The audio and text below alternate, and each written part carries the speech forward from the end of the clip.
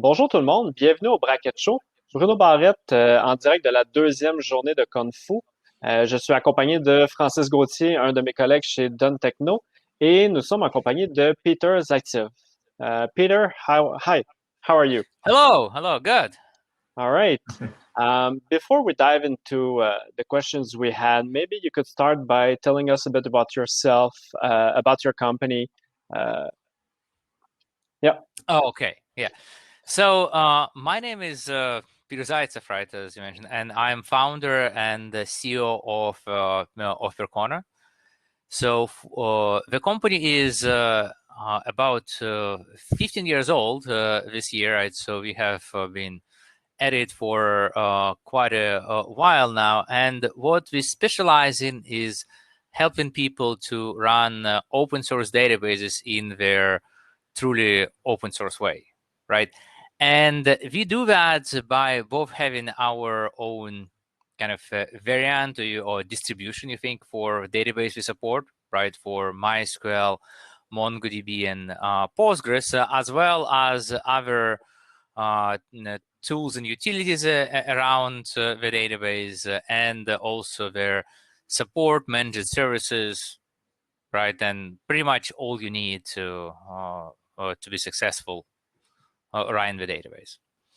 So that's what we do. And yeah, as I mentioned, we've been about at 15 years. We're about 250 people. The company is fully virtual, in probably the most extreme sense. So we have people in 40 different countries, right? Wow. On yeah, all the components except one. No one in Antarctica for now. So you were there. You were there way before the pandemic hit.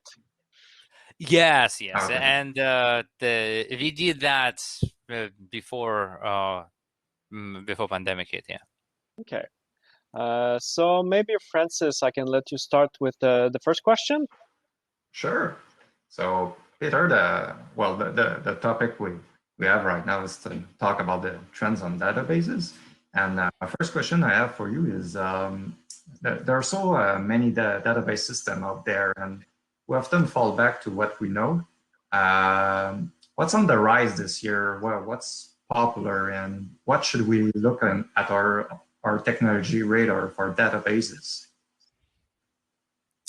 Well, I mean, in my opinion, right? If you think about from developer standpoint, one of the great things which happened in the last 2 years is really this database as a service solution, right, which is available on the cloud. And that means what you as developer often can choose the database you like and let other people to take care of operations, right, as this kind of managed database as a service, instead of convincing your own in-house kind of operations team what they need now to support that database they never ever heard before, right? And I think that is fantastic, and that is one of the reasons I would assume that there are so many databases which are kind of exploding right now, right? Now, my take with databases, though, is to look at that kind of from this way, right? If you are building something which is relatively common, right, have done before, like maybe saying, well, I'm building another shopping cart or building another mass mailing application, stick to one of their conventional databases from top 5, top 10. That is a road which is a well traveled. You'll find a lot of help in the community, a lot of resources, books, training, you name it, right? And frankly, also, if you leave your position, your boss, right, will be able to find somebody, to take, to continue a project, right? Now, the other thing, if you are doing something which is a very kind of special, right, and like unusual, there are use cases for that. Let's say maybe in your case, you're saying, well, I am looking for, I need to make sure the stuff is absolutely immutable by contract level obligation? Well, maybe you will choose one of their blockchain-based database, right? In this case, but all right, but you probably do not want to do that with your stuff. Or there is another stuff if you are dumping a lot of a time series data, right? Oh, there are databases which are optimized for time series, right? That's another stuff, right? Now, another thing, if your data model, let's say you are working with some massive social graphs, right, or some other relation with entities, the graph databases, right, they may be offering you much more expressive language and more, better performance, right, compared to what you would get in conventional SQL, right, or doc store database, right? So that is I think another interesting trend. What I think is happening right now is also what we see there, machine learning and kind of artificial intelligence in common databases, right? And that's also maybe nothing. Like there is a project, MindsDB, which I think is very cool. What they're doing is we have integration with MySQL, with Postgres, some other cases where you can not only look at their data as it is, but also look as data as it's predicted to be, just as it would be conventional table, right? Which is, pretty cool, right? Hey, you know what? Why don't I look at this, like a forecast of whatever, right? The temperature, right? And like some SQL queries, how it's predicted to be tomorrow, right? Isn't that cool? It's awesome. Yeah. All right. Well, maybe you spoke a bit about database as a service. So do these trends on what we should use change based on whether you're self-hosting or going into the cloud? Could it make a difference in what you choose or what's trending? Well, I mean, in this case, if you first thing is kind of interesting to see what exactly does that mean, right? When you speak about, I am self-hosting, right? In this case, because I think if you look at this case, more providers, they are getting into the database as a service play, right? Even if you're kind of, let's say, conventional, not super expensive providers like DigitalOcean, right? Which was by many felt like, that is your simple solution for developers, Droplets, right? They do have the database as a service availability now as well. Well, maybe not as advanced as Amazon's, right? But they can also have it. But you're right? If you're really like a self-hosting that saying, I actually have, I don't know, let's say the rack in my garage, right? Then in this case, obviously things change because you will need to mind also all the database operations, right, on your own, right, which may be taken away from you in the cloud, right? Like, I will tell this interesting story in this regard, right? Over last few years, we have seen in the open source database space, Postgres is growing absolutely like crazy, right? Postgres is doing very, very well, right? Like, what is the reason for that? The reason for that typically is Postgres for years was a database which developers loved. It has a very expressive SQL, like a very powerful language, maybe kind of advanced features like, inheritance and plugins for full text search, right, and JSON, wherever you name it, right? But it often was a bitch to operate, right? If you have to, as a developer, to set up highly available Postgres, right, that was not an easy exercise, right? And actually, it still is not. PostgreSQL has improved in that regard. But what really changed is now you don't have to. You can just go to the Amazon or DigitalOcean, right, or wherever and say, hey, give me Postgres, right? And they take that all from you, and you can just love Postgres as developer who develops that and not hate trying to operate it. That makes a huge difference, right?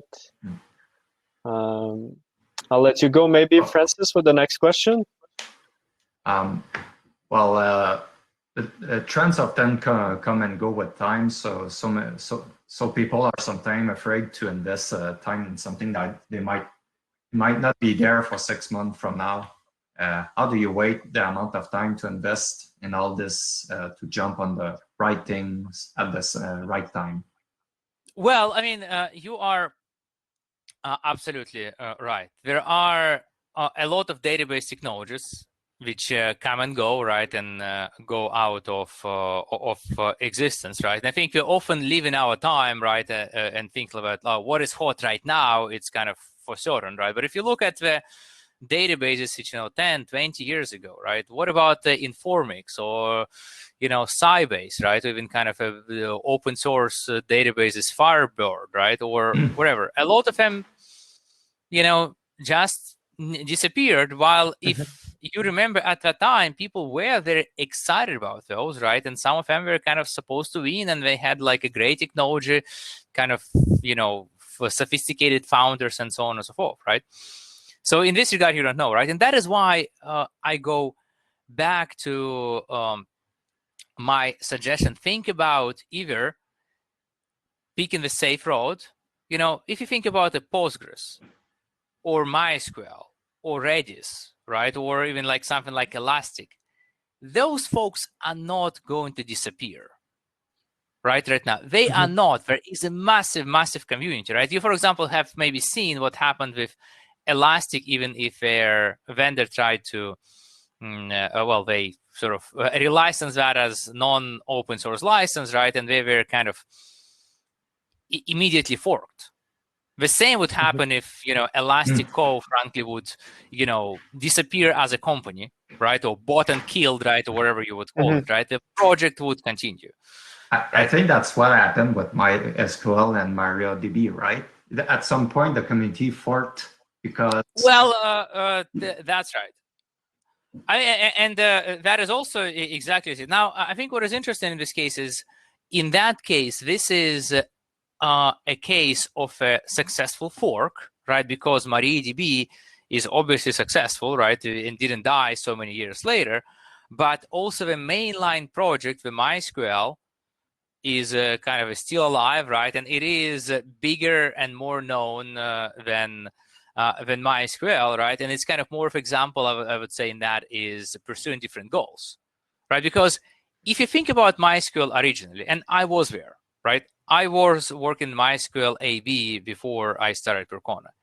We were out there to kick Oracle's ass, right? We were there to make Larry to downsize from his big boat to a smaller one, right? At very least, right?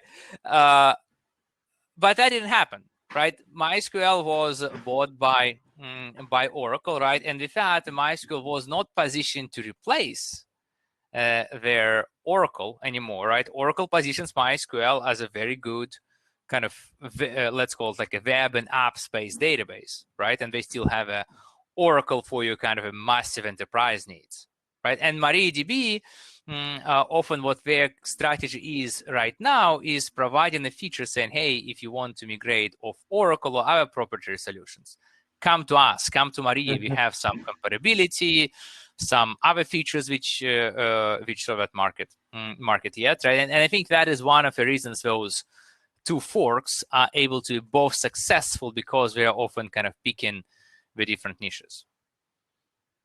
Right.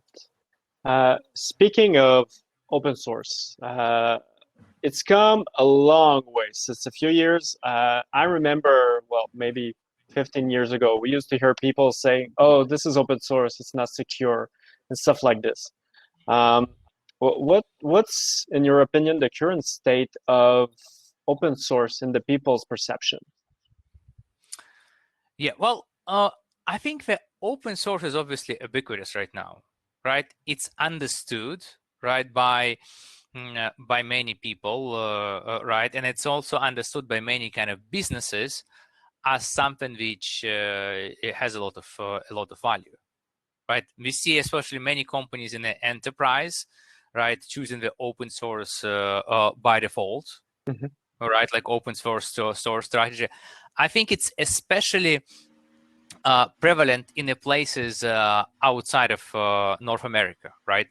And the reason for that is what something what we don't think about in US about that a lot, right? Because, well, right, or in Canada, right? Because Canada is so close US partner. But if you look at some other places, they feel, well, what exactly if somebody like Trump comes again in US, right? Sanctions, right? Whatever. You don't know what you're going to happen. If you are in South America, right, or Russia or China, right, or Pakistan, right, or wherever, you may not have access to your cloud, to the software, whatever, right? If that is a proprietary software, but you will have access to the open source. Okay. Right. So I think that is another interesting dimension, which is, and I just highlight that because I think that is one of the things which is not very often seen by people in the North America. Good point. Good point. I'll let you. Yeah, Francis. One more question. Do you think there's a next step for open source now? That it's more widely adopted? Well, I think it's kind of very interesting, right, what's happening with open source now, right? And I see what the open source is kind of splitting in two, right? One you would see is that kind of a commercial open source, right? And you would see this is a lot of those like a venture-funded companies with many kind of billions and billions dollar capitalization, right? They are really focused on, okay, how can we monetize? Right? How can they monetize of an open source, right? And really, in this case, they really want to call that stuff open source, but they really want to create the lock-in and be able to extract as much money from their customers or hostages, right? As they can, right? In this regard, right? And this is really, if you look at it, it's very contrary to the values, the original values of the open source, which was not about making money, which was about making a difference, right?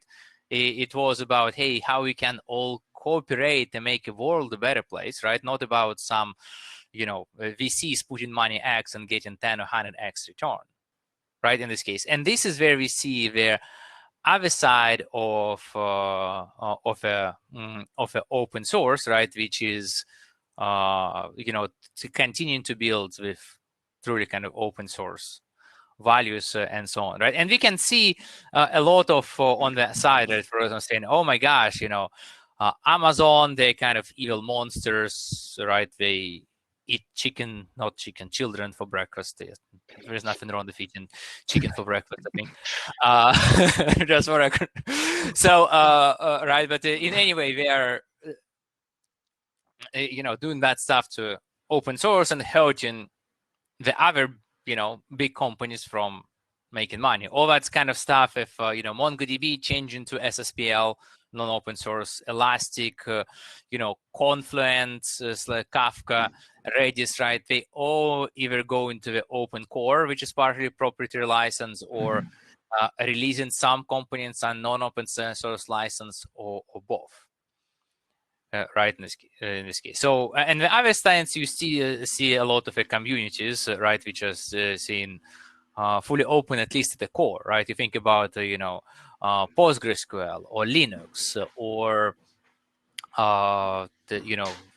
Kubernetes, right? There we see at least the core, right, is open, and then maybe some people building like a distributions, right, or some other stuff which are commercial, right? And that is the other thing, the other kind of path of the open source. Well, we can see that as well. Like if I can give another example, the Chromium browser. You have the Chromium browser. Everyone can contribute to maintain it. Remove vulnerabilities, and Google has to connect their other services around that, so they can make it a better platform. Yeah, to make a better platform as well. have some sort of funding around that. So Yes, yeah, and business obviously, model. yeah, and obviously that is a challenge, right? Because I think if you look at for the open source, it is all about finding the balance, right? And Percon in this case is no exception, right? Like I as a CEO, right? From one side, I am kind of active open source advocate, right? And we really want to give back to open source as much as possible. On the other hand, I have a business to run as a CEO, right? And have more than 250 families, which rely on me to find in the kind of sustainable path in this case, right? And also even more of our users and customers relying on Percona maintaining and developing other products of what they use, right? That's also is another path and another challenge, right? Because often if you say, hey, if you have everything for free and let's say some voluntarily donations is the only thing you have, well, that's kind of means you would have a so little investment, right? Most likely what nobody will be happy with the outcome. Right. This brings me to another thing you mentioned you wanted to talk about is licensing. This could be a huge topic by itself. So let's say we start with the basics. Why does it matter to be concerned about licensing? Well, I think for developers, right, that is especially important, right, in this case, because if you think about the open source as an open source, I found it on GitHub, right? You may be in a lot of trouble, both with your job, but also like putting your company at risk, right? If you put in something which you actually should not have, right? An important thing to understand first is if you don't know the license, you have absolutely no rights to using that, right? Even if a code is somebody puts the code on a license and they don't specify the license, you don't have rights to use it, right? In this case, right?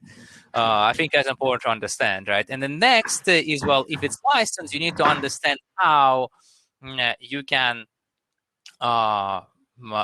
use it in your in your application. And I would recommend folks to be at least familiar with the license on the high level, right? If you look at this case, one set of licenses is a permissive licenses, right? What is great about permissive licenses, typically they have a very little restrictions, and you, again, as generally can incorporate such code in your commercial product. Like, so for example, many software like MongoDB would use V8, JavaScript engine, right, inside of their commercial offering, right? And they can because that is a permissively licensed, right? Or PostgreSQL is permissively licensed. That's why everybody ranging from, Atlassian to GitLab like shipping a Postgres inside of their offering, right? Because they can just build it inside of their commercial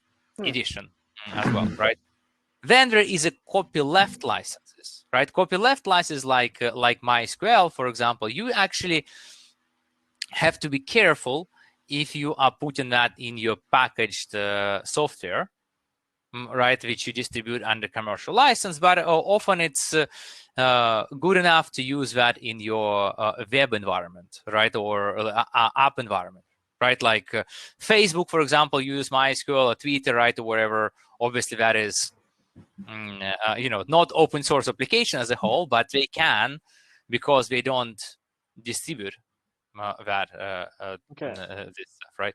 So right, and then things kind of become kind of more complicated, right? Like for example, you have AGPL license, right, which has some additional restrictions, right? And that is why you would find like a Google or Apple, they do not like internal use of AGPL because that can be kind of questionable. And then also this kind of a new generation of sometimes they like to refer to that as an open source, right? But it's really the source available licenses. Then you can say, well, this license allows you to see the code, but you are not having all your open source freedoms as defined by Free Software Foundation, right, or something, right? And that may matter, especially over long term, right? Like, for example, if you look at MongoDB or Elastic, they recently changed the license to their SSPL, right, which is the source available license, and really the restriction out there looks benign itself, saying, well, you know what, we want only we want to make sure nobody but I ask and provide database as a service. Well, the problem in this case, in this regard, is because the database as a service becomes so convenient, right, and so prevalent in this world, that essentially creates you lock in, right? It's like to say in your house, well, you know what? If you actually want to buy utility electricity, you can only buy it from here, and of course, you can choose to run your own generator, right? But running your own generator full time in your house is absolutely impractical for most people, right? And having one vendor which can charge you any price they want for utility is probably not a good thing, right? And I'm not sure how it works. Like in Canada, I know, like in US, they kind of regulate those pricing exactly to avoid that kind of situations, right? And at least I know so far nobody regulates the cloud, right? No, good point. Okay. Well, I think we talked a lot, about it a little bit, but can you explain a few of the licensing models and when people should consider them? Well, if you're thinking about the license your own code, right? That's what you're probably asking about. So what I think in this case, you need to understand, if you're like as a developer, develop your code, what is your really goal, right? Are you thinking about their maximizing adoption, right? Or are you thinking about the maximizing monetization, right? And you think about that, if you really want to make sure everyone who uses your code pays you, right, then the proprietary license is the best license for you.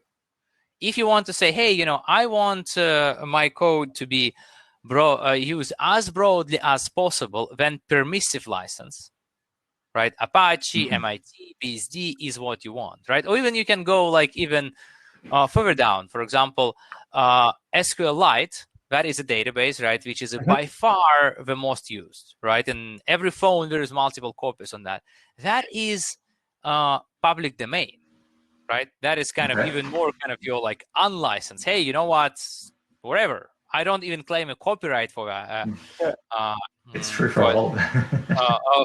For that thing anymore, right? So in this case, and that really drives adoption, right? And between that, there is a limit. Now, I think if you look at the trend over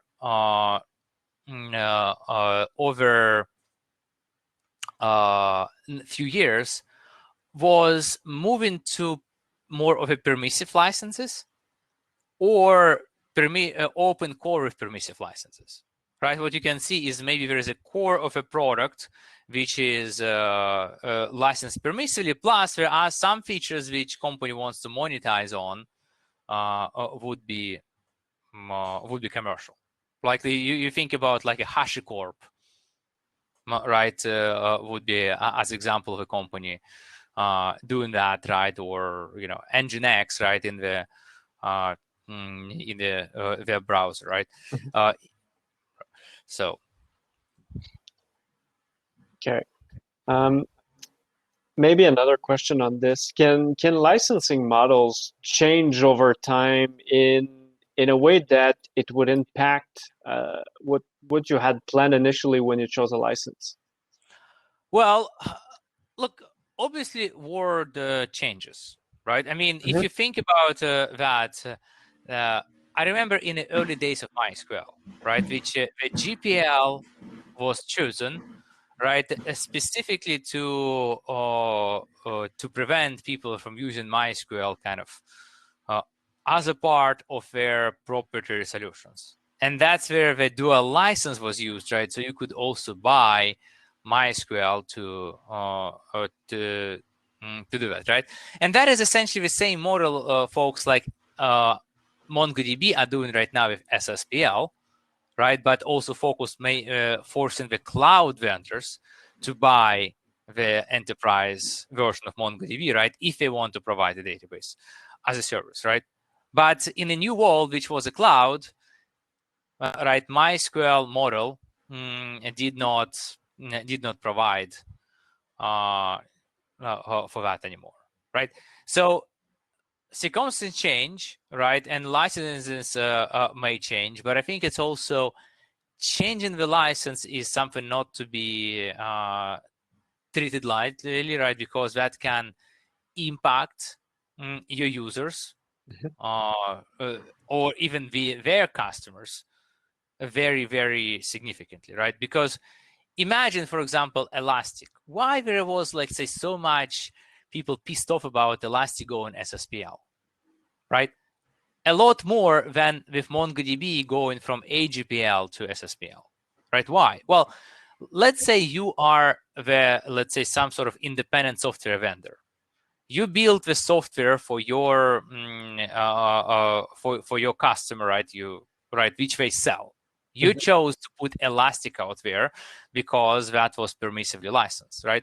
You wouldn't be able to do that with MongoDB, which was AGPL, because that is already very copyleft license. Now Elastic says and say, hey guys, guess what? Good news. Now this stuff is SSPL license, right? Well, now what happens to you? That means now you are, as a company, you cannot ship the next version to your customer because well, you can't ship SSPL as a part of commercial solution, right? Now you've got to go to your customer and say, well, you know what? We've got to go to Elastic and pay them a ransom because there is no freaking way we can remove Elastic right from our product, right? That is very bad situation to be, and that is why I would say there was like so quick reaction of forking Elastic, because there was so many pain by many people, right, with a significant budgets, right, which could not afford to live with SSPL Elastic. Talking about that, do you think if that happened in the software, do you think it's less, it costs less, or to move on another database engine, or it's so tightly coupled that most of the organization pay the ransom for the licensing? Because you know, with software development, you try your best to add some abstraction even on database levels. So is it easier to change the database engine, or just okay? Well, I think that is a very good point. Now, you have to understand the database business, right? And that is kind of very interesting, right? If you look at read some of those announcements for investors of companies like Oracle, MongoDB, right, and so on and so forth, right? They often while they may talk about internal love to their community and developers, right? What they talk about investors and saying, hey, you know what? It's a database. It's data. We got them. They're not going anywhere. So we actually have a lot of power. We can, pretty much increase our prices as much may like, and they're not going out there. And investor says, oh, great, right? That is why you would say how a lot of those, huge market caps for many database companies are explained, right, and rationalized, right? Now, if you look in this case, a lot of the companies, they actually want to provide you the best practices, right? How to lock you in as much as possible. Think about the Oracle, right? While there is, of course, Oracle standard SQL, and technically, if you only stick to standard SQL, and if you use something like JDBC, right, or some standard, you can move your application easily. But no, that is not what the Oracle consultants and whatever would recommend you, right? They would recommend you to use the full power of Oracle, and then guess what?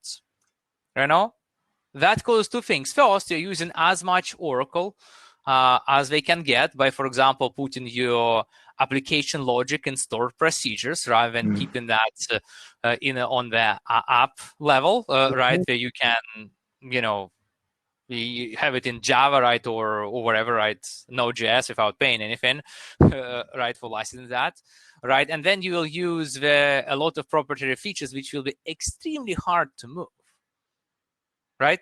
And that is also, if you look at now, let's talk about the cloud. If you would go for their, let's say, Amazon's the architect course, right, or whatever, Google, Azure, they're all the same. It will teach you how to use as much of a proprietary stuff as they have. They will teach you to use a DynamoDB for databases, maybe Aurora, right? All the kind of stuff of the services you would. They're not going to tell you, hey, you know what? The best way to use the cloud is actually you just use the Kubernetes, right? For example, and so you can move that thing to Google or Azure, right? If you want, right? Well, they want to make sure what it's as hard to move as possible because that maintains the leverage, right? And that is all the game in the business. And that is on you as a developer to use your brain to prevent that, right? And say, hey, you know what? Okay, how can I move this application to another vendor, another database, right? So I am not a hostage, right? And the open source, I believe, is a key component of that. Well, we often have clients or customer that they ask, oh, okay, what happens if I want to move to Amazon, but or change from one platform, cloud platform to another, but what they forget is it also have a cost. You said like you have to develop your whole stack on Kubernetes, and maybe you have to do some learning curve, and it takes much more effort. So sometimes people think it's easier to move, but no. Oh yeah, absolutely. But here is something I think you need to also know, like about the open source. I believe the open source moves slow, but the open source is also inevitable, right? If you look at about, I don't know, let's say 20 years ago, right? I remember the open source developers, right? If you're kind of GCC and kind of, some rudimentary debugging tools and whatever, right? And people with solutions like Delphi, right, or whatever, would, literally laugh at that. Oh my gosh, right? We can be so productive in Delphi, right, or kind of a Microsoft environment and so on and so forth, right? But if you look right now, is open source developer tools, they are actually great. Right, there are a lot of open source solutions, right, for development, which can make you you very productive, right? And that is often what happens in the other areas as well, right? I remember Linux. Also, people kind of who used to run, let's say, Solaris would laugh about how what abomination of a toy operating system that is, which cannot even handle files more than 2 gigabytes in size, right? Well, see, there is out there, right? And I believe what will be in the same situation with commoditization of a cloud, right? There, right now, if you look at truly open source framework, let's say based on Kubernetes, it's kind of hard. It's not as convenient, as easy as if you just go all the way with Amazon, but it will get there, right? It will get there at least to, I would say, like 80%, right? And what I mean by that is, think about the databases, right? if you think about the databases, there are still certain features which only Oracle has. But if you are building your applications, right, for 99% application, MySQL or Postgres, right, if you think about relational database, they're good enough. You don't need that kind of thing. And that is typically, I would say, how the open source develops and evolves, right, in this case. So I would expect in the next 5 years, we will have fully open source solutions, which will be, simple enough, good enough, right, to build applications which you can deploy anywhere. Good. That would be great. Yeah. I have another question for you, Peter. Do you think there's we talk about that a little bit at the beginning of the discussion, but do you think there's a database engine that is best suited for machine learning? Meaning that I know that machine learning, you can connect to multiple data source, but is there one that can be much more best suited for machine learning? Well, I think in this case, right, the interfaces, right, what I mentioned, like MindsDB, right, which works together with database engine, is one of the ways, right, where it plays, right, in my opinion. Now, also in many cases, I think what you should look at. Often people think like about the data and database, right? And kind of, and maybe think about those things as almost equal, right? But I think especially when you look at the machine learning, that is where often things are very, very different, right? Think about things like, I don't know, let's say face recognition, right? Like, well, what is the data in this case? The data set. That is a bunch of images, right, which is not your kind of structured SQL data, right? And many many of their kind of machine learning data sets, right, and what you look at that, they would be of a similar sense, right? It may not be exactly the data, right? So that is, I think, it is important to look at the problem and what kind of data it really works, right? And then from that, look at the proper database technologies. Like I was mentioned, hey, if you are looking to predict, I don't know, let's say resource utilization, in this case using machine learning, well, where is that stored? Well, probably the history is going to be best stored in your time series database, right? Like for example, I know the guys at the company Victoria Metrics. They're doing some pretty cool stuff with projecting their time series forward, right, as well as other folks do as well. So it's pretty much about not only for machine learning, but pretty much for everything you have to do. It's about considering things that will be stored before basically taking the database you're used to. Because I'm sure a lot of time developers just take what they're used to because it's what they're comfortable with. Well, yes, yeah. And I think this is kind of a very interesting topic, right? Because in many cases, people ask me about this kind of choose a database in a vacuum, right? And I would often ask them, okay, what would the team prefer, right? Because in many cases, right, the databases are really quite commodity, right? And there may be kind of solutions which are very kind of wrong and would be kind of really like a putting the square peg in a round hole. But if that's, for example, think about relation database, is that MySQL or Postgres? Frankly, in many cases, you can choose X or Y, right? It is a question, okay, what does a development team has experience with and would prefer? right? And the kind of forcing the team who really loves Postgres to use MySQL is probably not going to be very good. They're not going to be productive, right? Or in a worst case, right, what I have seen often, let's say, migration from Oracle to Postgres, right, or whatever.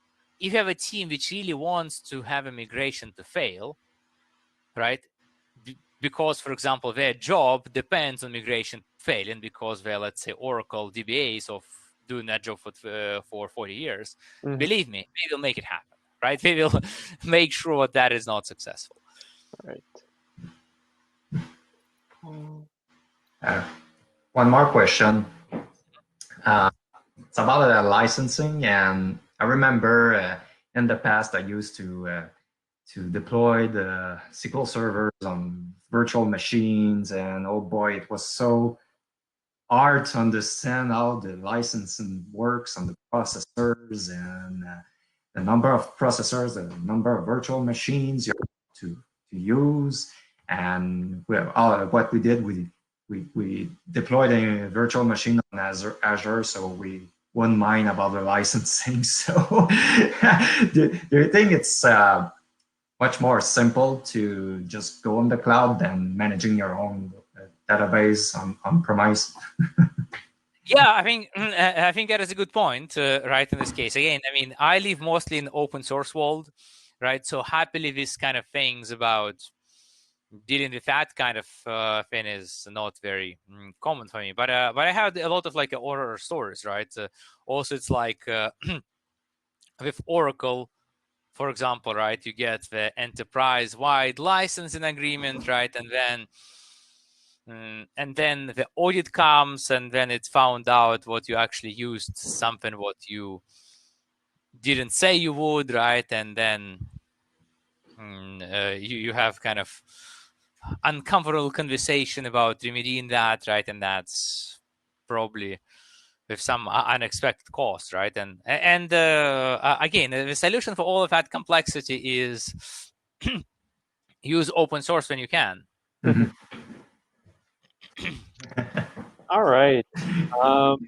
That's all the questions we had. Peter, that was really interesting. A lot of different topics I think we covered in this, and I'm pretty sure people will appreciate watching this. Yeah, So, okay. Well, thanks a lot for your time. That was really fun. Thank you. Thank you. Thank you. That was a pleasure. Thank you for inviting me. Bye. Thanks.